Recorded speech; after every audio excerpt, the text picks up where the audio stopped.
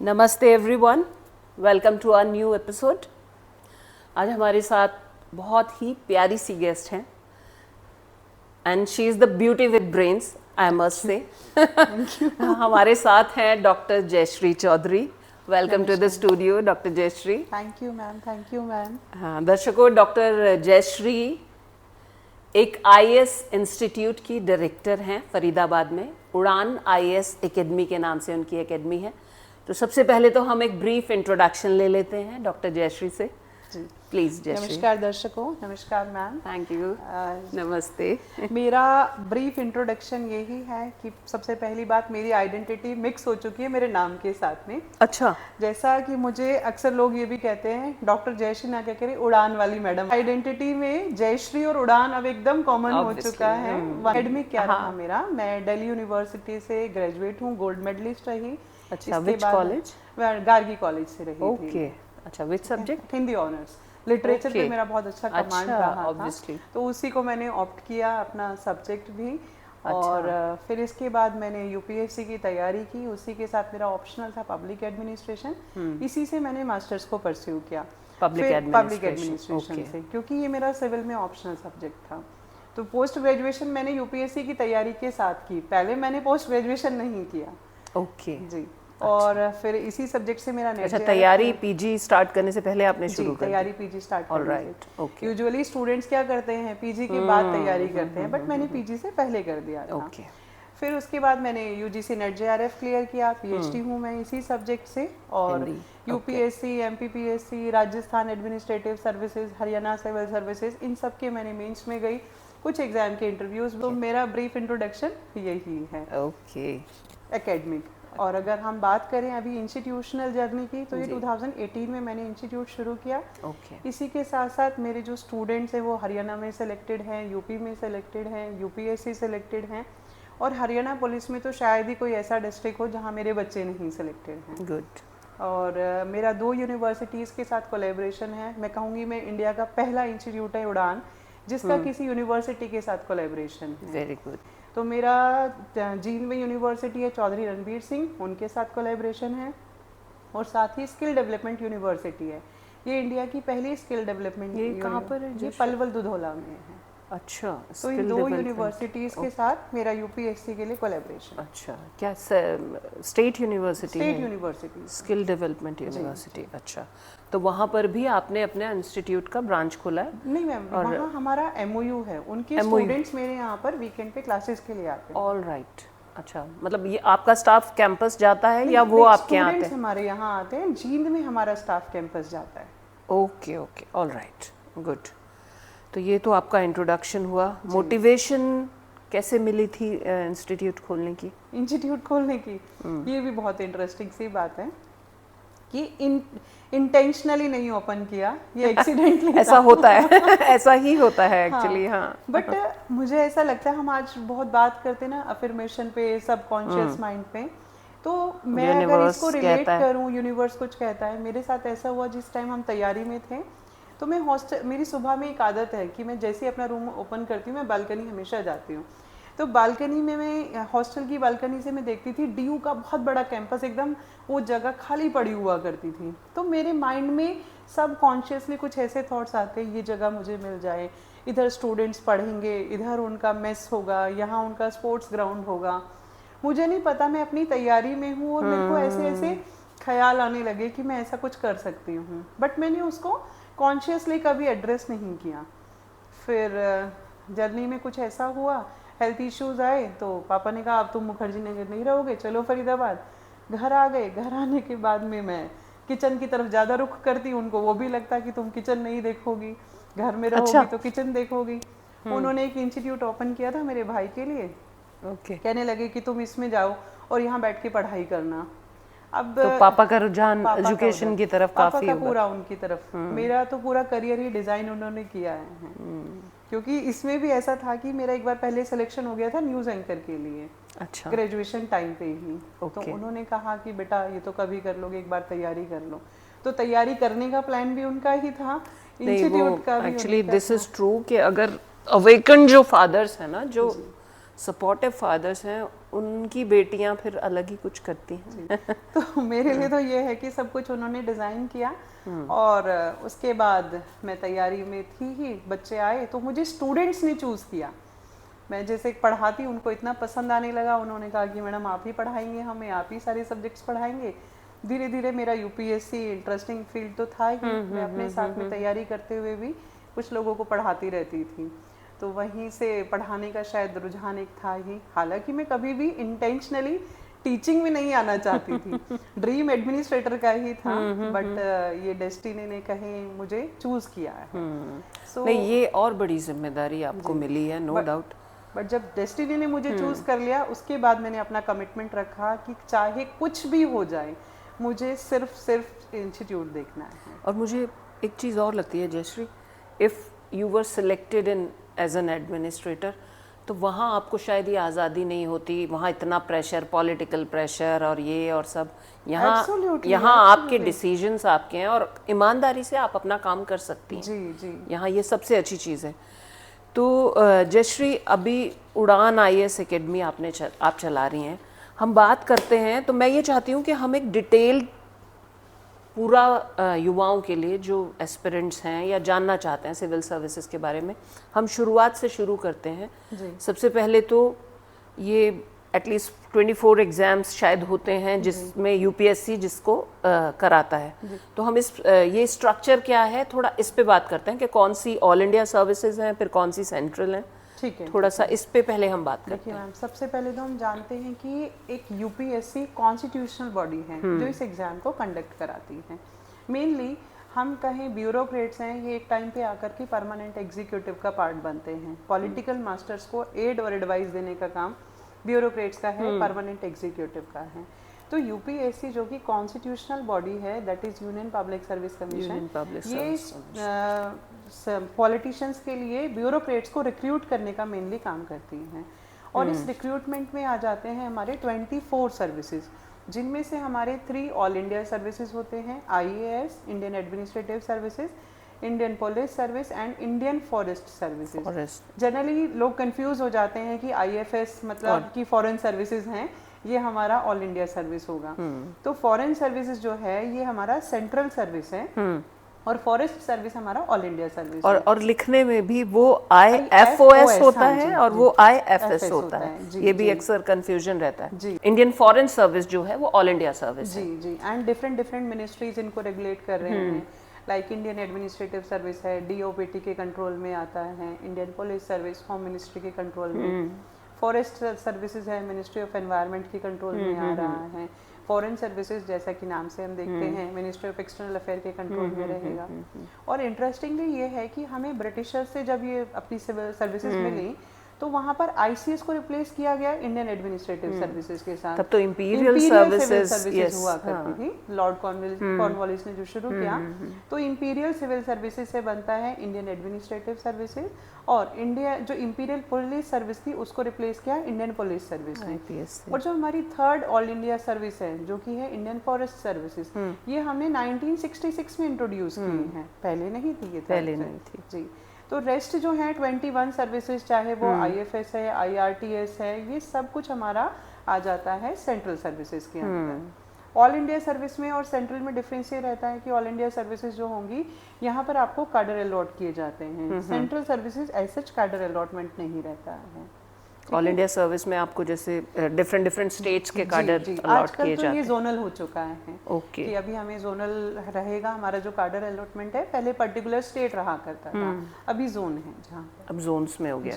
उसको कैसे कैटेगराइज किया है? Like east zone, north zone, south zone, mid zone, north east zone. कितने टोटल 5 जोन्स बनाए गए हैं। ओके, तो उसमें एक से ज्यादा स्टेट्स आ सकते हैं? जी, एक से ज्यादा। All right. अब अगर जी हाँ, एग्जाम पैटर्न पे भी हम बात कर सकते हैं। हाँ, अब मैं उसी पे आ रही थी एक्चुअली। अच्छा। एग्जामिनेशन का पैटर्न क्या रहता है, सिलेबस क्या रहता है? जी, देखिए सबसे पहली बात तो हम कहें एग्जाम की जो स्टेजेस हैं वो 3 स्टेज का ये एग्जाम होता है। प्री होगा, मेंस होगा, इंटरव्यू होगा। प्रिलिमिनरी जो एग्जाम है ये फर्स्ट स्टेज आ जाती है। यहाँ पर अगर हम पेपर की बात करें, 2 एग्जाम होंगे, एक होगा जीएस का, दैट इज जनरल स्टडीज, और कभी कभी इसको हम जीके भी कहते हैं, जनरल नॉलेज, और दूसरा एग्जाम होता है CSAT, civil services aptitude test. तो जीएस के अंदर अगर हम सब्जेक्ट्स की बात करें, यहाँ पर ऑलमोस्ट 12 सब्जेक्ट्स आ जाते हैं जो जीएस सब्जेक्ट का पार्ट बनते हैं। ओके, जैसे कि हिस्ट्री है, नाम ले सकते हैं हम उन सब्जेक्ट्स हिस्ट्री का। बोल सकते हैं, हिस्ट्री में ancient history, medieval history, modern history, geography, environment, polity, Indian economy होगा, science, general science, science and technology, current affairs, international relations और इंडियन सोसाइटी। आजकल ये सब्जेक्ट्स भी इसी का पार्ट बन रहे हैं। ओके, जीएस में जो होगा, नंबर ऑफ क्वेश्चंस होते हैं हमारे, 100 क्वेश्चंस पूछे जाते हैं ऑफ 200 मार्क्स, ठीक है। दूसरा 2 मार्क एवरी क्वेश्चन, जी, each question carry 2 mark, okay. Second जो स्टेज है सीसेट की, यहाँ पर हमारे 80 क्वेश्चंस पूछे जाते हैं, और यहाँ पर क्या रहेगा, मार्क्स सेम है, 200 है, यहाँ पर एक क्वेश्चन जो है 2.5 मार्क का होता है। अच्छा, और मेनली जो क्वेश्चंस पूछे जाते हैं मैथ से हैं, रीजनिंग से हैं, कॉम्प्रीहेंशंस होते हैं, जनरली जो स्कूल लेवल पे हम अनसीन पैसेज देखते हैं, बट यहाँ उसको थोड़ा सा इन्होंने एक्सक्लूसिव सा बना दिया कि हम अगर द हिंदू न्यूज़पेपर पढ़ रहे हैं, उसी के एडिटोरियल कुछ ना कुछ ऐसे मैच कर रहे होते हैं कि जो हमारी सीसेट के साथ में मैच करते हैं। ऑब्जेक्टिव टाइप का तो पेपर हमारे जनरल में 2 हो गए, एक तो जीएस का पेपर हो गया, एक सी सेट हो गया। अच्छा, और तो जो हमारी प्री की स्टेज है, ये 400 मार्क्स की स्टेज होती है। Okay. Total 200 of GS, 200 of CSAT, तो इन टोटल 400 मार्क्स का यहाँ पर 1/3 की नेगेटिव मार्किंग होती है। ओके, 0.66 करके बनता है। और इसमें एक और डिफरेंस है कि यहाँ हमें, वैसे तो ये पूरी स्टेज ही स्क्रीनिंग टेस्ट है, सिर्फ हमें इस एग्जाम को पास करना जरूरी है। ये हमारे मेरिट में जो कंप्लीट मेरिट बनती है, वहाँ मार्क्स ऐड ऑन नहीं होते हैं, ये वाले मार्क्स वहाँ ऐड नहीं होंगे। इसमें भी एक इंटरेस्टिंग है कि सीसेट को भी सिर्फ क्लियर करना ज़रूरी है, यहाँ पर भी हमें 33% मार्क्स चाहिए, प्रीलिम्स में उसके मार्क्स ऐड नहीं हो रहे हैं। मेरिट डिसाइड होती है सिर्फ और सिर्फ जीएस से, जीएस एंड मेंस एंड नहीं, अभी प्री मेंस के लिए, प्री के लिए मतलब प्री क्लियर करेगा कोई स्टूडेंट, मेंस के लिए अपीयर होगा, तो अगर जीएस उसमें सिर्फ काउंट होगा, सीसेट नहीं काउंट होगा। सीसेट काउंट नहीं होता है, बट सीसेट को क्लियर करना जरूरी है। 33% क्वालिफाइंग एग्जाम है वो। अच्छा, इसके बाद फिर मेंस पे आते हैं। जी, मेंस पे आते हैं। तो मेंस की जो स्टेज है, ये इन टोटल 1750 मार्क्स की स्टेज रहती है। ओके, एक डिफरेंस है प्री और मेंस में, जहाँ प्री की स्टेज ऑब्जेक्टिव नेचर की है, टिक मार्क है, एमसीक्यू बेस्ड है, वहीं जो ये मेंस की स्टेज है, ये रहती है सब्जेक्टिव स्टेज, जहाँ पर हमें इन टोटल 1750 मार्क्स के लिए प्रिपेयर करना है किसी भी स्टूडेंट को। फर्स्ट एग्जाम होता है जनरल इंग्लिश का होगा, लैंग्वेज पेपर्स होते हैं यहाँ पर 2, एक इंग्लिश और एक हिंदी। और हिंदी की जगह पे अगर कोई बच्चा, जो हमारी कॉन्स्टिट्यूशनल लैंग्वेज है 8th शेड्यूल में दी गई है, उन सभी 22 लैंग्वेजेस में एग्जाम ऑप्ट कर सकता है। जैसे तमिल हुआ, तेलुगु हुआ, English is compulsory for everyone. और फिर अगेन ये दोनों पेपर भी क्या है, क्वालिफाइंग नेचर के एग्जाम है, मेरिट में इनके मार्क्स ऐड नहीं होंगे। ओके, ठीक है। और यहाँ पर क्या है कि हमें 25% मार्क्स चाहिए क्लियर करने के लिए एग्जाम को, बट दे आर पासिंग। लेकिन मैंडेटरी है, अगर यहाँ पर किसी का पेपर क्लियर नहीं हुआ, हिंदी या इंग्लिश या कोई भी लैंग्वेज, तो क्या होगा, उसके रेस्ट जो क्वेश्चन पेपर है वो चेक ही नहीं होंगे। तो ये एक बड़ा चैलेंज बन जाता है कई बार हिंदी मीडियम स्टूडेंट्स के लिए कि वो इंग्लिश का पेपर क्लियर नहीं कर पाते हैं। राइट, प्रीलिम्स क्लियर हो गया, बट ये पेपर क्लियर नहीं कर पाए इंग्लिश वाला, तो क्या होगा, बाकी एग्जाम चेक ही नहीं होंगे। राइट, तो हिंदी मीडियम स्टूडेंट्स के लिए बहुत बड़ा चैलेंज है। और अभी तो मैं ये भी देख रही हूँ कि नॉर्थ इंडिया में कुछ इंग्लिश मीडियम के बच्चे भी हैं जो हिंदी का पेपर पास नहीं कर पाते हैं। ये तो चैलेंज दोनों तरफ है। अच्छा, मेंस में फिर आपका सब्जेक्ट होगा, सब्जेक्ट चॉइस होती है। मेंस में क्या होता है मैम, एक एस्से पेपर आएगा, 250 मार्क्स का एस्से होता है, जहाँ पर हमें 2 एस्से लिखने होते हैं, 125 ईच ऑफ 1250 वर्ड्स, दोनों ही एस्से 1250 बाय 1250। तो इन टोटल आप 25 वर्ड्स लिख करके आते हैं 250 मार्क्स के एस्से के लिए। आपका चॉइस ऑफ सब्जेक्ट भी रहता है ना वहाँ पर मेंस हमें के लिए? 5 चॉइस ऑफ सब्जेक्ट भी रहता है, वो ऑप्शनल सब्जेक्ट की हम बात करेंगे। ऐसे में भी हमें 5 उन्होंने चॉइसेस दी होती है, जहाँ से हमें 2 है उसको चूज करना रहता है। ऐसे के लिए भी चॉइसेस रहती हैं। ओके, ठीक है। फिर इसके बाद आता है यहाँ पर जीएस पेपर्स, वो होंगे 1000 मार्क्स के। अच्छा। यहाँ पर जीएस पूरा मेंस में टोटल हम कितने एग्जाम्स में क्वालिफाई को अपीयर कर रहे हैं? 9 पेपर्स। अच्छा, जनरल हिंदी हुआ, इंग्लिश हुआ, ऐसे पेपर हो जाता है। फिर 4 पेपर आपके जीएस के हो जाएंगे, 2 ऑप्शनल रहेंगे। ओके, इस तरह से। तो जीएस में जीएस 1000 मार्क्स का है, जिसका फर्दर बाइफर्केशन कुछ ऐसे होता है कि जीएस 1 रहेगा 250 मार्क्स का, यहाँ पर आपके सब्जेक्ट्स इंक्लूड करते हैं, हिस्ट्री है, बट इस स्टेज पे हिस्ट्री में वर्ल्ड हिस्ट्री भी इंक्लूड हो जाता है। और देन यहाँ पर ज्योग्राफी से क्वेश्चन होंगे, सोशल इश्यूज से क्वेश्चन होंगे, मतलब ऐसे इश्यूज जो सोसाइटी को एट लार्ज इम्पेक्ट करते हैं, रीजनलिज्म हो गया, कम्युनलिज्म हो गया, चाइल्ड लेबर हो गया, इस तरह के इश्यूज। सेकंड स्टेज हमारे सेकंड पेपर जीएस 2, वहाँ पर पॉलिटी से क्वेश्चन है, इंटरनेशनल से, गवर्नेंस से क्वेश्चन हैं, सोशल जस्टिस से क्वेश्चन है। थर्ड आ जाता है जीएस 3, वहाँ पर क्वेश्चन होंगे इंडियन इकोनॉमी से, डिजास्टर मैनेजमेंट से, science and technology, internal security. और लास्ट पेपर जीएस में जीएस 4 एथिक्स का पेपर होता है प्योरली। अच्छा, एथिक्स इंटीग्रिटी एथिक्स तो आजकल एक्चुअली वो मॉरल साइंस और एथिक्स वो स्कूल करिकुलम में तो है ही नहीं। बट उधर हम मॉरल साइंस की बात करें, यहाँ ये लीडरशिप क्वालिटीज, एटीट्यूड, उसके साथ रिलेट करके पूछ रहे हैं। Okay okay okay. और प्योरली हम उसे मॉरल साइंस नहीं कह सकते हैं, यहाँ हमें decision making, values, IQ, EQ, values, इन सब की तरफ क्वेश्चन है। ओके। और इसके बाद हमें एक ऑप्शनल चूज करना होगा। ऑप्शनल भी अगेन वही 24 सब्जेक्ट्स की एक लिस्ट दी हुई है यूपीएससी ने, कि आप साइंस सब्जेक्ट्स को ऑप्ट करना चाहें कर सकते हैं, कॉमर्स के सब्जेक्ट्स ऑप्ट कर सकते हैं, ह्यूमैनिटीज़ के ऑप्ट कर सकते हैं। तो इधर बच्चा ऑप्शनल लेगा, 500 मार्क्स का ये ऑप्शनल पेपर होता है। अच्छा, एक क्वेश्चन ये है कि कोई कंपल्शन तो नहीं है कि आपने मास्टर्स में पढ़ा ही हो वो, या नहीं ऐसा कोई कंपल्शन, ग्रेजुएशन में नहीं ऐसा कोई कंपल्शन, कोई कंपल्शन नहीं है। तो ये कितनी फ्रीडम है ना कि आप किसी भी पेपर को एज एन ऑप्शन ले सकते हैं। जी, यूपीएससी मुझे ऐसा लगता है कि दुनिया का सबसे लिबरल, रियली वेरी लिबरल। हाँ, क्योंकि 30 यहाँ पर उन्होंने परसेंटेज का भी क्राइटेरिया नहीं रखा। आप अगर ग्रेजुएशन में 33% मार्क्स लिए, देन तब भी आप बहुत यूनिवर्सल पैटर्न है एक्चुअली ना, अपॉर्चुनिटी फॉर ऑल टाइप्स। अच्छा, तो आपका ऑप्शन क्या था? मेरा पब्लिक एडमिनिस्ट्रेशन रहा। Public administration. तो आपको आजकल क्या है उसका स्कोप पब्लिक एडमिनिस्ट्रेशन का? देखिए मैम, अगर एज सच देखें इंडिया में स्कोप अभी कम है सब्जेक्ट का। अदरवाइज अभी नीति आयोग जैसे जो इंस्टीट्यूशंस बने हैं, पब्लिक पॉलिसी के डिफरेंट कोर्सेज लॉन्च हो रहे हैं, उसके बाद पब्लिक एडमिनिस्ट्रेशन का एज सच स्कोप थोड़ा सा बढ़ता जा रहा है। और अगर हम यूपीएससी पॉइंट ऑफ व्यू से बात करें तो पब्लिक एडमिनिस्ट्रेशन तो एक मस्ट टू डू सब्जेक्ट कह सकते हैं, क्योंकि कुछ स्टेट ऐसे हैं जैसे राजस्थान एडमिनिस्ट्रेटिव सर्विस है, Madhya Pradesh public service commission है, इन लोगों ने पब्लिक एडमिनिस्ट्रेशन को as an mandatory subject introduce किया हुआ है। सो व्हेन एक कोई भी स्टूडेंट जब भी एक एग्ज़ाम देना चाहता है, यूपीएससी के लिए प्रिपेयर करता है, तो वो अपना जोन ऐसे लेता है कि यूपीएससी हमारा रहेगा कि plan A, then state PCS में भी वो अपीयर होता है तो प्लान बी रखता है। सो प्लान ए और बी को कॉम्प्लीमेंट्री बनाने के लिए एडवाइजेबल तो यही रहता है कि हम पब्लिक एडमिनिस्ट्रेशन को ऑप्ट करें। और इसमें एक बेनिफिट ये भी है जाता है कि पब्लिक एडमिनिस्ट्रेशन में एक सेक्शन आप पढ़ते हैं इंडियन पॉलिटी का, क्योंकि पब्लिक एडमिनिस्ट्रेशन एक डिराइव्ड सब्जेक्ट है जो कि मैनेजमेंट और पॉलिटिकल साइंस से डिराइव्ड है। ओके। तो यहाँ क्या रहता है कि एक पेपर पॉलिटी का हम पढ़ते हैं, इंडियन पॉलिटी पब्लिक एडमिनिस्ट्रेशन में ही, ऑफ 250 मार्क्स। और इंटरेस्टिंग बात यह है कि अगर आपने 250 मार्क्स के लिए पब्लिक एडमिनिस्ट्रेशन पढ़ा, साथ ही आप जीएस पेपर 2 में पेपर 2 के साथ कॉम्प्लीमेंट्री है, पेपर 3 के साथ कॉम्प्लीमेंट्री है, पेपर 4 के साथ कॉम्प्लीमेंट्री है। तो स्मार्ट स्ट्रैटेजी कहती है कि आप 500 मार्क्स के लिए पढ़ रहे हैं और साथ ही साथ आप ऑलमोस्ट 750 मार्क्स की तैयारी कर गए। तो इस तरह से पब्लिक एडमिनिस्ट्रेशन एक बहुत अच्छा ऑप्शन, यूजफुल ऑप्शन है, मतलब यूजफुल। अच्छा, थर्ड पार्ट पे आ जाते हैं जयश्री, फिर हमारा प्रीलिम्स मेंस के बाद ये है इंटरव्यू रहेगा। 275 मार्क्स का इंटरव्यू रहता है जी।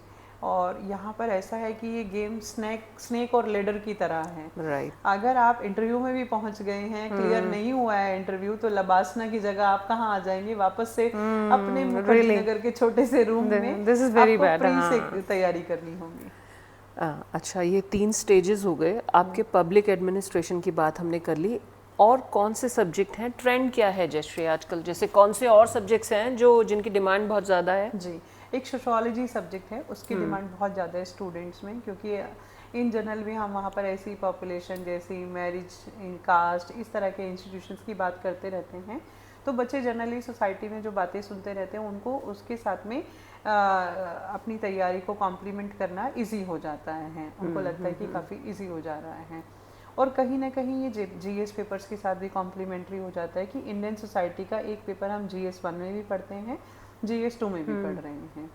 सो अगर हम कहें, हमें पहली बात ये आ जाती है कि हम ऑप्शनल को कैसे चूज़ करें ताकि हम अपनी तैयारी को और बेहतर बना सकें।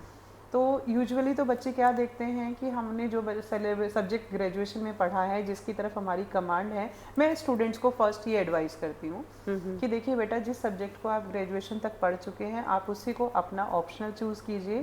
कभी भी हमें मार्केट ट्रेंड को देख करके नहीं चलना चाहिए, क्योंकि ये तैयारी आपको यूनिक बनाने के लिए की जा रही है। तो आप ये ना देखें कि सब्जेक्ट से रिजल्ट आ रहा है, क्योंकि हर सब्जेक्ट सभी की कप ऑफ टी नहीं हो सकता है। तो हमें वो सब्जेक्ट चूज करना है जिसको हमने ग्रेजुएशन लेवल तक पढ़ लिया है, यानी कि हम अपना बेसिक क्लियर कर चुके हैं, हमें एडवांसमेंट के लिए आंसर राइटिंग ही तो करना होगा। सो फर्स्ट एडवाइस तो मेरी स्टूडेंट्स को ही रहती है, ग्रेजुएशन पे जो पढ़ा उसी सब्जेक्ट को एज एन ऑप्शनल चूज कीजिए। इसके अलावा अगर हम बात करें फिर हम क्या ऑप्शनल चूज कर सकते हैं अगर हम ग्रेजुएशन सब्जेक्ट्स की हमारे ऊपर कमांड नहीं है। सेकंड कंडीशन ये कहती है कि हमें वो सब्जेक्ट चूज करना चाहिए जो हमारे जीएस पेपर्स के साथ में कॉम्प्लीमेंट्री हो। 1000 मार्क्स का जीएस पेपर है, तो इस कंडीशन में देखते हुए, क्योंकि जीएस प्री में भी आपको पढ़ना है, मेंस में भी पढ़ना है, तो यहाँ एडवाइजेबल ये हो जाता है कि अगर किसी स्टूडेंट की क्रैम करने की बहुत अच्छी स्थिति है, कुछ होते हैं ना रट्टा मारने में माहिर, तो उनको बोल देते हैं कि बेटा हिस्ट्री ले लो, क्योंकि हिस्ट्री एक सेफ जोन में रहोगे। 500 नंबर का आपका ऑप्शन रेडी हो गया, जीएस में प्री और मेंस दोनों स्टेजेस पे हेल्पफुल हो जाएगा। तो आप हिस्ट्री ऑप्शन ले सकते हैं, सोशियोलॉजी ले सकते हैं, पब्लिक एडमिनिस्ट्रेशन ले सकते हैं, पॉलिटिकल साइंस ले सकते हैं, अगर आप अपने ग्रेजुएशन सब्जेक्ट से हट करके कोई ऑप्शन चूज करना चाहते हैं। मैं एक इंटरेस्टिंग फैक्ट तुम्हें बताती हूँ जयश्री। मैं ग्रेजुएशन के बाद, मैं और मेरी एक फ्रेंड थी सहारनपुर से ही, हम दोनों ने पीसीएस दिया था जी।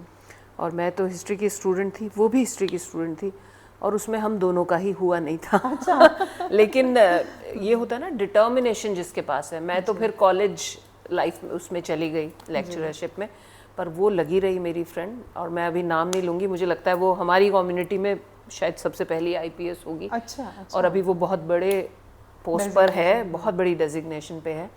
तो मैं ये कहती हूँ कि लगे रहें ना अगर आप। और फिर उसके बाद जब हमने नेट किया तो नेट का पैटर्न भी काफ़ी मुश्किल, उस समय तो नया नया तब इंट्रोड्यूस हुआ था, और उसमें भी ऐसे टाइप पैटर्न्स भी आते थे। तो वो जब हमने पहली बार में ही किया तो मुझे ये चीज़ बाद में रियलाइज़ हुई कि आपने उस पर स्टिक क्यों नहीं किया। तो I really repent for that. तो शायद हमें युवाओं से कहना चाहिए कि मजबूती से लगे रहिए जी। ये वाली बात तो मैं बिल्कुल आपसे इत्तेफाक रखती हूँ। मेरे खुद के केस में ऐसा हुआ कि मैं लगे नहीं रही। अगर मैं लगी रही होती तो शायद डेस्टिनी कुछ और होती। नहीं, आपने अभी लगी नहीं रही। हाँ जी, ये बिल्कुल। तो कितने ट्राई किए आपने? मैंने मैम 3 अटेम्प्ट दिया था। 3 अटेम्प्ट दिए? हाँ जी। पर यहाँ एक सवाल और आता है, जैसे मैं कल भी ये चीज़ महसूस कर रही थी, और किसी का मैं वीडियो भी देख रही थी। सॉरी मैं आपको इंटरप्ट करूंगी। इस प्लेटफॉर्म पे हम बात कर रहे हैं, तो हम गुजर आते हैं ओबीसी में, तो मेरे पास टोटल 9 अटेम्प्ट्स थे।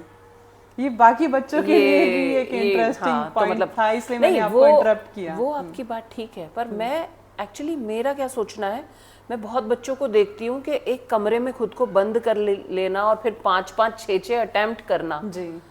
तो मुझे तो ऐसा लगता है कि 3 अटेम्प्ट सफिशिएंट होते हैं, क्योंकि आपने अगर अच्छी तैयारी करी है तो पहले में नहीं तो दूसरे में, दूसरे में नहीं तो तीसरे में निकलेगा आपका। अनलेस आपको बिल्कुल जुनून नहीं है कि भाई मुझे इसी चीज में जाना है, तब तो आप करिए 3 से ज्यादा, वरना 3 अटेम्प्ट मेरे ख्याल से तो बहुत होते हैं। देखिए इसमें ऐसा आ जाता है कि अटेम्प्ट तो 3 काफी हैं, लेकिन अगर हमें ये चाहिए कि जब तक निकलेगा नहीं छोड़ेगा वही वो अप्रोच ना कि हाँ किसी को बस मेरे लिए तो अल्टीमेटली यही गोल है। अच्छा, अब सिलेबस हमने बात कर ली और मार्क्स हमने डिस्ट्रीब्यूशन की बात भी कर ली, एग्जाम्स की बात कर ली। एनुअली होता है, अच्छा रहता है। फरवरी में इसका नोटिफिकेशन रिलीज हो जाएगा, उसके बाद हमारा मई में एग्जाम होता है, और फिर मई में प्रीलिम्स एग्जाम होगा। इसके बाद हमें आजकल तो रिजल्ट थोड़ा सा जल्दी मिल जाता है, पहले 2-2.5 महीने का गैप मिल जाता था, लेकिन अभी विद इन अ मंथ आपका रिजल्ट आ जाता है। और फिर आफ्टर 2.5 मंथ बाद आपका मेंस हो जाएगा, जैसे कि अभी अगस्त में हो गया था, 22 अगस्त थे इस बार मेंस रहे थे। तो मई में एग्जाम हुआ, जून जुलाई 2 मंथ आपको मिल गए ऑलमोस्ट। फिर ये होगा कि by the end of November और दिसंबर क्या मेंस का रिजल्ट डिक्लेयर कर दिया जाता है। फरवरी ऑनवर्ड्स इंटरव्यू स्टार्ट हो जाते हैं। मई के आसपास आकर के रिजल्ट डिक्लेयर हो जाता है प्रीवियस पोस्ट का, और सेकंड के लिए प्रीलिम्स कंडक्ट करा देते हैं। तो ये एग्ज़ाम एनुअल है, कैलेंडर फिक्स है। मैं हमेशा किसी भी स्टूडेंट को ये कहूँगी कि तैयारी शुरू करो किसी भी कॉम्पिटिटिव एग्जाम की, तो सिर्फ यूपीएससी की करना, क्योंकि इनका कैलेंडर फिक्स है।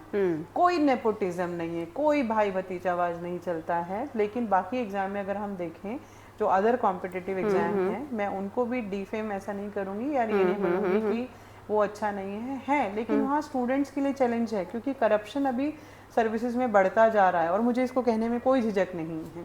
नहीं, इसमें तो झिझक होनी ही नहीं चाहिए। कई बार सच्चाई है, बच्चा एग्जाम देके घर नहीं पहुंचता, उससे पहले ही खबर हो जाती है कि पेपर कैंसिल हो गया है। क्यों? क्योंकि पेपर लीक हो गया था। राइट। तो इसमें जो सीरियस स्टूडेंट्स हैं उनका बहुत बड़ा लॉस हो रहा है। सो अगर हम करते हैं कि एसएससी के लिए तैयारी कर लिया या स्टेट पीसीएस के लिए तैयारी कर ली, हम वहाँ भी उतना ही रहे हैं कि हमें 8 to 9 आवर्स पढ़ना ही होगा, तो क्यों ना इस तैयारी को और बेहतर कर लिया जाए और यूपीएससी की तरफ जाया जाए। राइट। नहीं, और यूपीएससी को एक्चुअली होना भी चाहिए, हमारे कंट्री की सबसे बड़ा एग्जाम है, तो इसको यूपीएससी को होना भी चाहिए कि लोगों का उस पर विश्वास बना रहे। अच्छा, अभी जैसे हम ओबीसी की बात आपने की जयश्री, तो मैं ये बोल रही थी कि ये जो पैटर्न है हमारा रिजर्वेशन का पैटर्न, तो इसको बच्चों को तो ज़्यादातर को नॉलेज भी नहीं होती है एक्चुअली मैं बताऊं, कल मुझे किसी ने ये कहा कि आपने अपने बच्चों के ओबीसी सर्टिफिकेट्स नहीं बनवाए, क्योंकि हम गुजर कम्युनिटी से आते हैं और हम वैसे तो ओबीसी में आते हैं, पर क्योंकि मैं और मेरे हस्बैंड तो कभी गवर्नमेंट जॉब में रहे नहीं, हमने जीवन में कभी ओबीसी का बेनिफिट लिया नहीं, तो हमने अपने बच्चों का कभी सर्टिफिकेट इसलिए नहीं बनवाया। मैंने कहा ठीक है, वैसे भी वो क्रीमी लेयर में आएंगे। तो पर उन्होंने एक चीज़ बहुत अच्छी कही थी कि मैम, जो पॉलिसीज़ हैं गवर्नमेंट की, और आप कह रही हैं कि आपको नहीं ज़रूरत, अगर आप सोशल लेवल पे, बड़े लेवल पे जाके देखें तो गैप इतना ज़्यादा है कि नंबर ऑफ पॉपुलेशन जो है ओबीसी की या एससी एसटी की, लोगों को ऐसा दिखता तो है कि एक एससी को मिल गया, फिर उसके बेटे को मिल गया। हालांकि मेरे ख्याल से क्लास 1 वालों के बच्चों को तो मिलता भी नहीं होगा शायद, या मिलता है, उनको मिलता है। प्रमोशन में रिजर्वेशन नहीं है, प्रमोशन में रिजर्वेशन नहीं है। नहीं, अगर हम कंपैरिजन करें, जैसे ये ईडब्ल्यूएस वाला आ गया, इसको कितना कम समय लगा आने में, जबकि ऑलरेडी मुझे ये कहने में हिचक नहीं है कि पूरा जो ऊपर बैठा हुआ है, पूरा एक ही सेक्शन बैठा हुआ है। ओबीसीज और एससी एसटी तक तो थोड़ा बहुत छींटे आ रहे हैं, छींटे आ जाते हैं बस। हाँ जी, तो अभी तो रिजर्वेशन की बहुत जरूरत है। आरक्षण एक अच्छी प्रैक्टिस है और इसको फॉलो किया जाना चाहिए। तो आपका कैसा है इसमें एक्सपीरियंस के, कितने % बच्चे आपको लगता है कि ओबीसी और एससी एसटी से हो रहे हैं सेलेक्ट? एक तो 10% तो हमने जनरल में ही ईडब्ल्यूएस का अलग से हो गया जी, और 27% जो रिजर्वेशन दिया गया है मंडल कमीशन के रिकमेंडेशन के बाद ओबीसी को दिया गया है। ऑलमोस्ट जो है 20-27% के आसपास ही एससी एसटी का रिजर्वेशन आ जाता है। एससी एसटी के रिजर्वेशन पे मुझे एग्जैक्ट फिगर ध्यान में नहीं है, तो इट इज नहीं, मैं पूछ रही हूँ कि कितने बच्चे आपको लगता है कि आपके इंस्टीट्यूट में जितने बच्चे हैं जी, उनमें से कितने बच्चों का सक्सेस लेवल इस सेक्शन के बच्चों का आपको देखने में आता है? देखिए, ओबीसी में तो आजकल हम कह ही नहीं सकते जनरल और ओबीसी में कोई डिफरेंस रहा है। कई बार तो ओबीसी की कट ऑफ जो है जनरल से ज्यादा चली जाती है स्टेट पीसीएस के एग्जाम में। यूपीएससी में बस कुछ ही नंबर का फासला रहता है, 1-2 नंबर का फासला प्रीलिम्स में। तो हम ये नहीं कहेंगे कि ओबीसी और जनरल में कुछ ज्यादा डिफरेंस बच रहा है अभी, क्योंकि ओबीसी का बच्चा भी स्कूलिंग अच्छी करके ही आता है, कोचिंग अफोर्ड कर पा रहा है, तो वो बाय डिफॉल्ट ये होगा कि रिजल्ट में जाएगा ही जाएगा, कंपटीशन अच्छा देगा। लेकिन हाँ, उनको एक थोड़ा सा क्या है कि मेंटल सेटिस्फेक्शन हो जाता है कि चलो हमें यार हमारा कंपटीशन ओबीसी में ही होने वाला है। सो उनको क्या है कि रिजल्ट के लिए फिर अच्छा, कई बार एससी एसटी का जो बच्चा है उसका भी सेम सेटिस्फेक्शन रहता है जो जनरल के बच्चे को नहीं हो पाता है। तो अगर मैं ये बात करूं कि अगर मेरे इंस्टीट्यूट में 100 स्टूडेंट्स हैं, इनमें से ऑलमोस्ट ऐसा है कि 20% बच्चा जो है वो जनरल के लिए क्लियर कर जाएगा, तो ओबीसी की स्ट्रेंथ ही 30% हो जाएगी और एससी एसटी 40% चला जाएगा, अगर हम एक हाइपोथेटिकल कंडीशन लेकर के चलते हैं। क्योंकि वहाँ एक तो उनकी, वैसे तो सभी के लिए देखा जाए रिजर्वेशन सब अपनी अपनी कैटेगरी में फाइट कर रहे हैं, लेकिन जनरल कैटेगरी में नंबर ज़्यादा हो जाते हैं स्टूडेंट्स अपीयर होने के, तो इसलिए उनके लिए एक चैलेंज हो जाता है। अच्छा जयश्री, फी स्ट्रक्चर की अगर हम बात करें तो उड़ान का फी स्ट्रक्चर क्या आप डिस्क्लोज करेंगे जो बच्चे ज्वाइन करना चाहें? जी जी जी देखिए, उड़ान का जो फी स्ट्रक्चर है ये तो ऐसा है कि डिफरेंट है। जैसा कि अगर कोई बच्चा 3 ईयर कोर्स परस्यू करना चाहता है तो देन उसकी फीस होगी 2,70,000। 3 year course like after 12th भी बच्चे तैयारी कर रहे हैं आजकल। अच्छा, तो मतलब वो graduation side by side non collegiate करते रहते हैं? नहीं, कई बार कॉलेज में भी रेगुलर रहते हैं। तो आपके यहाँ इवनिंग में आते हैं? नहीं, इवनिंग में भी आ जाते हैं। और मेरा जैसे यूनिवर्सिटीज़ के साथ कोलैबोरेशन है तो वो स्टूडेंट वहाँ जा करके एग्जाम दे करके आ जाते हैं। ओके। और कभी अगर अपना उनका वाइवा है, असेसमेंट है, इन कंडीशन में वो जाएंगे एग्जाम देने के लिए। अच्छा अच्छा अच्छा। रेगुलर डिग्री भी बच्चे लेते हैं। और अगर कुछ ऐसा है कि कॉलेज जाना मैंडेटरी है तो हमारी इवनिंग में क्लासेस रहती ही रहती हैं। हम कॉलेज को भी कभी स्किप करने की एडवाइस नहीं देते हैं। नहीं, सही है। बट जब से टीना डाबी का सिलेक्शन हुआ फर्स्ट अटेम्प्ट में, तो ये एक प्रैक्टिस डेवलप हुई है। और अभी मैं भी बच्चों को यही एडवाइस करती हूँ कि आप 12th के बाद ही तैयारी को शुरू कीजिए। उसका बेनिफिट ये हो जाता है कि वो ग्रेजुएशन को बहुत इंटेलिजेंटली यूज़ कर लेते हैं। जहाँ वो कॉलेज जाते, चिट चैट करते, बच्चों अपने फ्रेंड्स के साथ चाय समोसा खाते और घर आ जाते, वहाँ वो बच्चा इन 3 साल में कुछ इस तरह से ट्रेंड हो जाता है कि इंस्टीट्यूट का भी बेनिफिट है कि हमें बच्चा फर्स्ट अटेम्प्ट में एग्ज़ाम क्लियर करने की पोजीशन में है।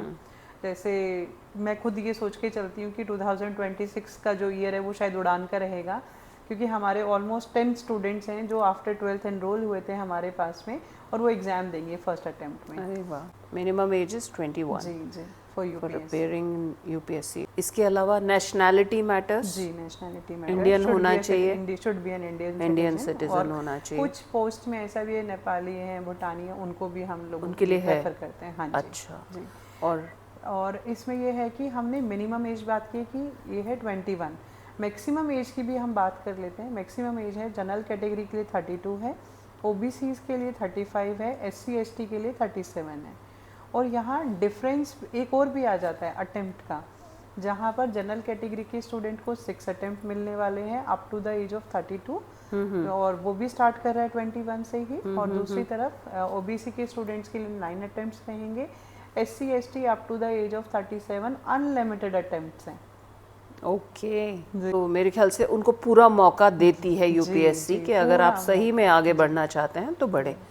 और एप्लीकेशन फ़ी क्या रहती है यूजुअली? एप्लीकेशन फीस नॉमिनल रहती है। फीमेल के लिए तो बिल्कुल फ्री कर दिया गया है। अच्छा। फीमेल की कोई फीस नहीं लगती। ओके। मुझे एक वाकया याद है, हम लोग क्या कर रहे थे एक बार, मास्टर्स इन एजुकेशन कर रहे थे हम एक बार, तो वहाँ पे क्योंकि बीएड वाले स्टूडेंट थे जी, तो उन लोगों ने सरकारी नौकरियों के लिए वो लोग फॉर्म भर रहे थे जी, तो हर फॉर्म की कीमत थी 500 रुपये। They were from very humble backgrounds. तो अगर वो 5 जगह का फॉर्म भर रहे थे तो इसका मतलब है कि उनका 2500 रुपया जा रहा था। और जब वो भर भर के आ रहे थे तो दे वर सो डिसअपॉइंटेड ना। मुझे पहली बार ये एहसास हुआ कि हमारे देश में सरकारी नौकरी की क्या अहमियत है और उन पे ये भी बर्डन पड़ता है इवन जब वो एप्लीकेशन फ़ी भरते हैं। मैक्सिमम लोग उसी लेवल पे हैं और मेहनत कर रहे हैं।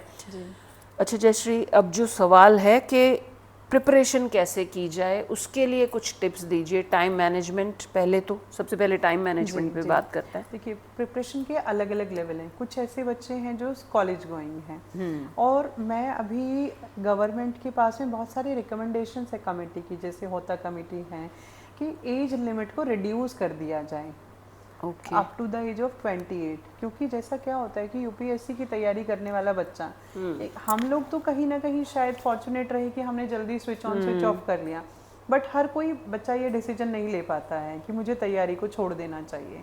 कभी एग्जाम क्लियर होता है तो हम सोचते हैं बस अगली बार मेंस हो जाएगा, फिर इंटरव्यू हो जाएगा। साथ ही साथ अपनी जो यंग एज है वो तैयारी में निकाल देता है और फिर उसके बाद अपॉर्चुनिटीज़ कम हो जाती हैं। तो इन्हीं सारी बातों को ध्यान में रखते हुए कमिटीज़ की कुछ रिकमेंडेशंस भी है कि एज लिमिट को रिड्यूस कर दिया जाए, सो दैट कि बच्चों के पास ये ऑप्शन रहे कि वो प्राइवेट सेक्टर में भी जल्दी से जा सके, स्विच कर सके। पर ये मुझे सही लग रहा है ये डिसीजन। तो अभी जो हमने बात की कि नहीं हुआ है, नहीं, अगर इस लाइन पे सोचा जा रहा है तो मुझे भी लगता है, क्योंकि वो इतने प्रोडक्टिव ईयर हैं। फिर आप अगर नहीं, बाय द वे, आपका 5 के बाद भी नहीं आता, 6 के बाद भी नहीं आता, तो आपका तो आगे की अपॉर्चुनिटीज सब बंद हो जाती हैं। यही वो टाइम है जब अपॉर्चुनिटीज होती हैं।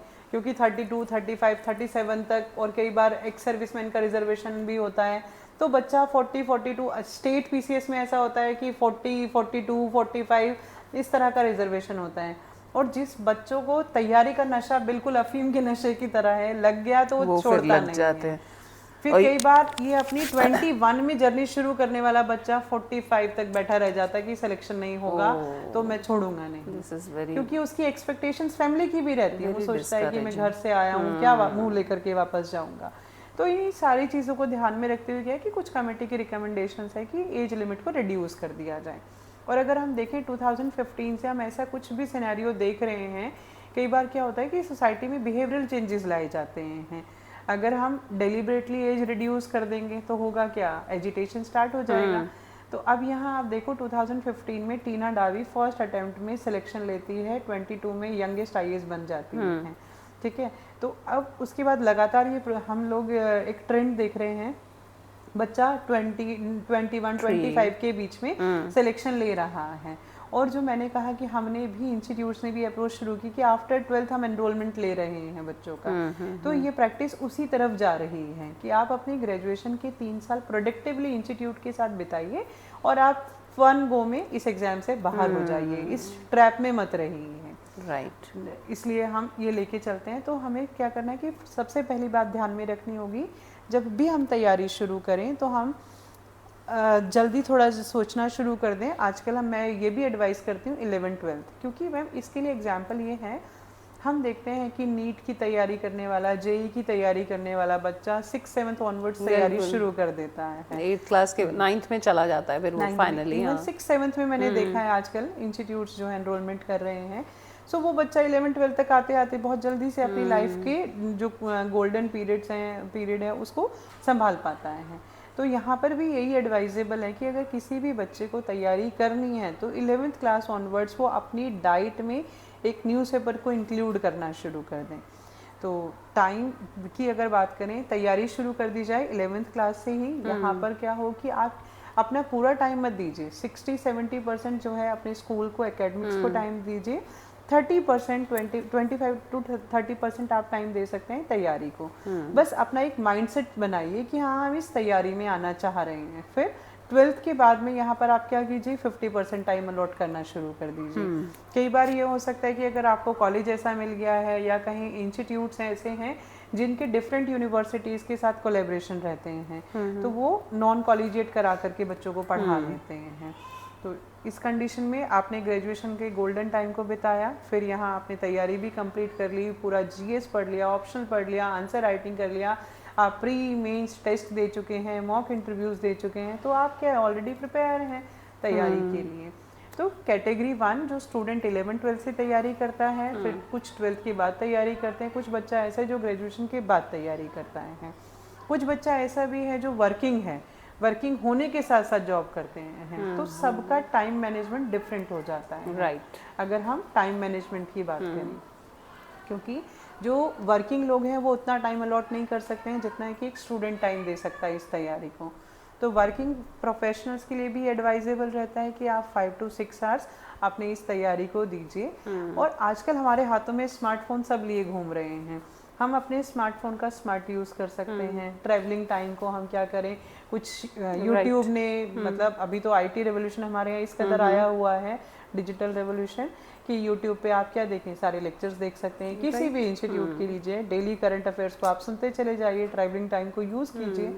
और इसी तरह से टाइम मैनेजमेंट ये बहुत अच्छा भी है एक्चुअली, आपको ग्रेजुएशन के बाद ये एहसास हो करना है। और ये तो मेरे ख्याल से अवेयरनेस जब से आई है ये हर फील्ड में ही हो गया है। जी, और ये होना भी चाहिए जितनी जल्दी आप, क्योंकि इतना बिखरने की जरूरत नहीं, आपको जाना है तो फिर सही टाइम पे तैयारी शुरू करिए। वैसे भी 10th तक बच्चे ने एनसीईआरटी पढ़ी है, अगर आप 11th से समझ गए हैं कि हमें एनसीईआरटी पढ़ना ही पढ़ना है बेसिक के लिए, तो आपकी तैयारी वो फ्रेश ही होती है।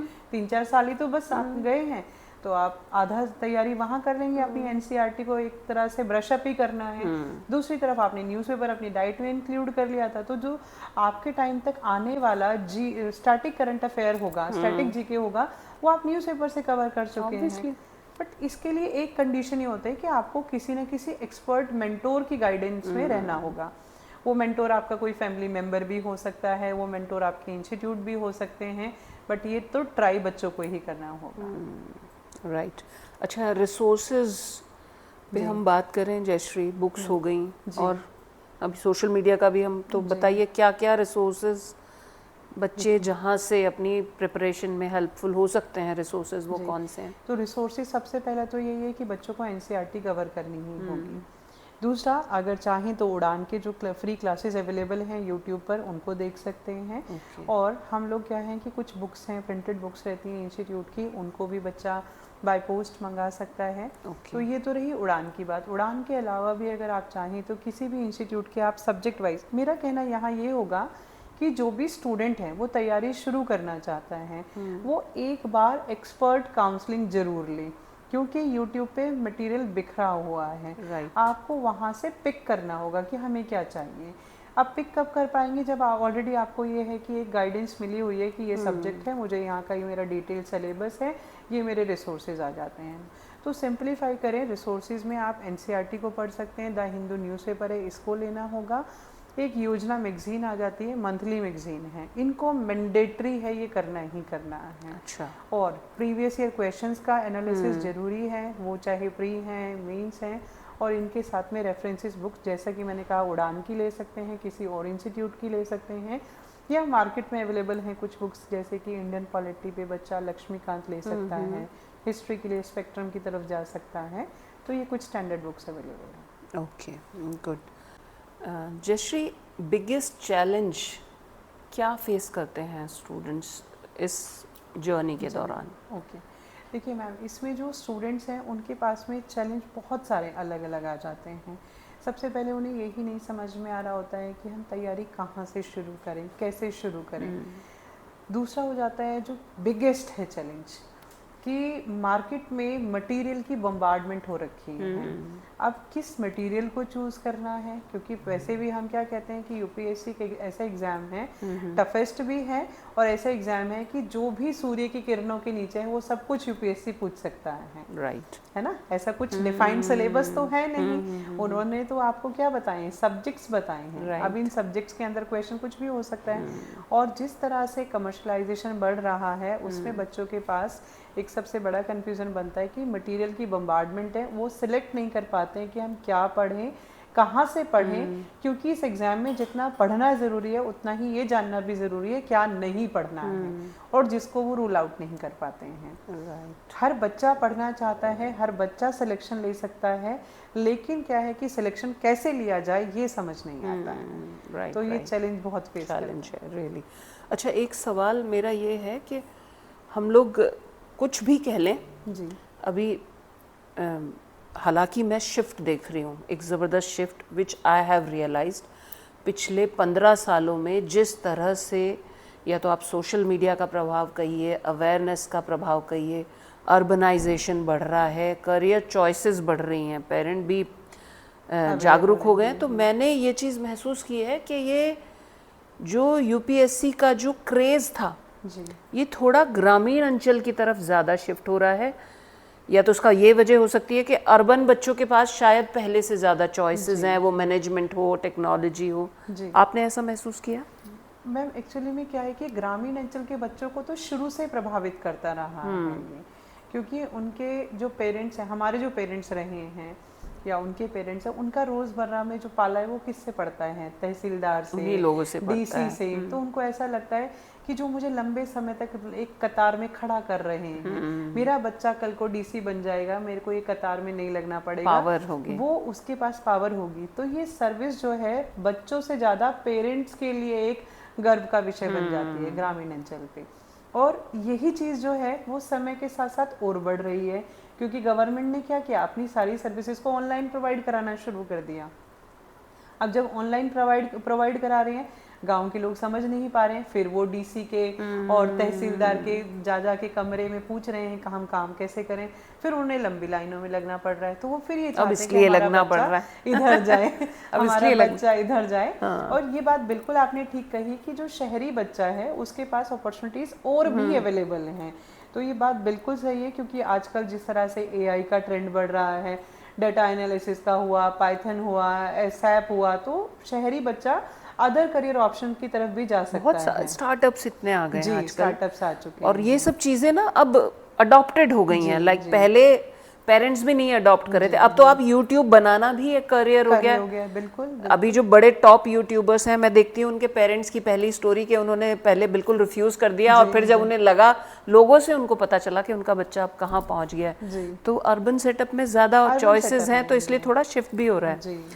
हालांकि कुछ भी कहें, फिर भी यूपीएससी एक प्रेस्टिजियस और ट्रस्टवर्दी इंस्टीट्यूट है हमेशा से, और अभी भी वैसी ही है उसकी इमेज, ये रहेगा भी, मुझे ऐसा लगता है बना रहेगा। इसका बहुत बड़ा रीजन ये है कि यूपीएससी या यूपीएससी क्लियर करना, आईएएस बनना, ये सिर्फ एक जॉब नहीं है, ये एक गर्व का विषय है। सिर्फ आप एक व्यक्ति के लिए नहीं, पूरे के पूरे समाज, पूरी की पूरी आपकी पीढ़ियों के लिए, कि उनका बच्चा कलेक्टर उदाहरण बन जाते हैं, उदाहरण बन जाते हैं। तो यहाँ पर आप इंडिविजुअल ग्रोथ तो देखते ही हैं, साथ ही साथ आप नेशन बिल्डिंग में भी अपना रोल प्ले कर रहे होते हैं। सोशल ग्रोथ, सब कुछ आता है इसके साथ। तो आज जब हम देखते हैं कि समाज के लिए पॉलिसीज बन रही हैं, आप उस पॉलिसी फॉर्मुलेशन का पार्ट हैं, तो ये इंस्टीट्यूशन तो हमेशा प्रेस्टिजियस रहेगा, क्योंकि आप अपने पर्सनल ग्रोथ के साथ साथ नेशन बिल्डिंग में भी कंट्रीब्यूट करते हैं।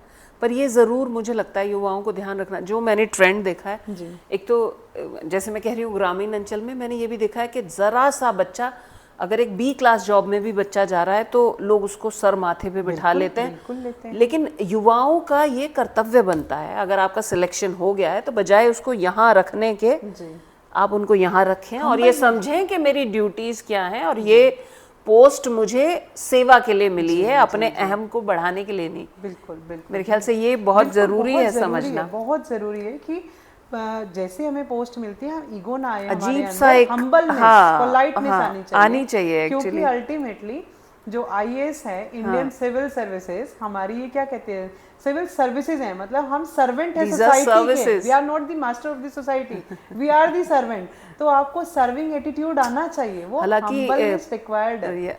पॉलिटिक्स भी सर्विस ही है, पर होता एक्चुअली उलट है।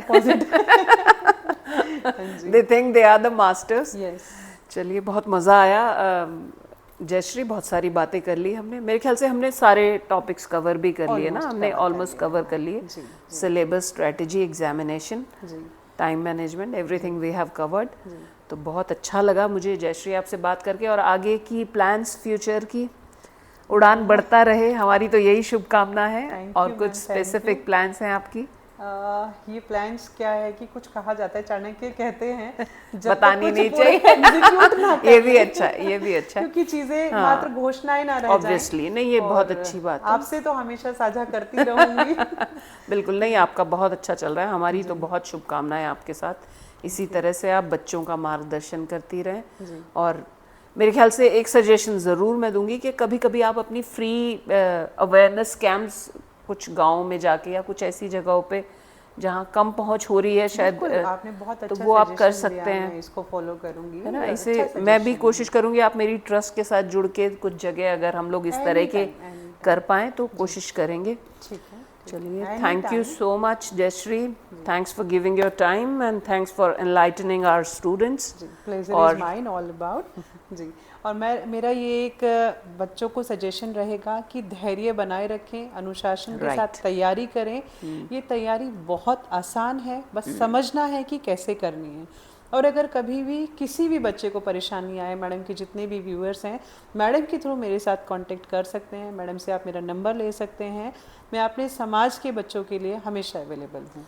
नहीं, हम नीचे उड़ान एकेडमी का लिंक भी दे देंगे, बच्चों को डिटेल सब कुछ दे देंगे। So this is all for today. Thank you, viewers. Thank you. Thank you, Jayashree. Thank you. Okay.